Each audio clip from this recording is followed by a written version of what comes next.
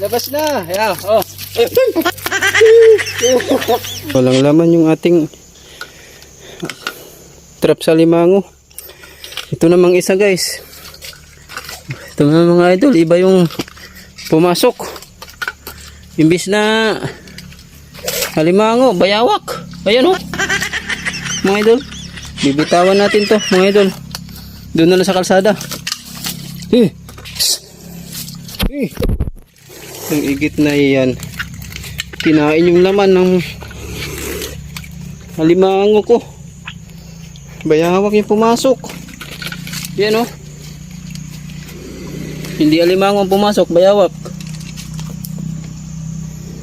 Loko na. Aray ko.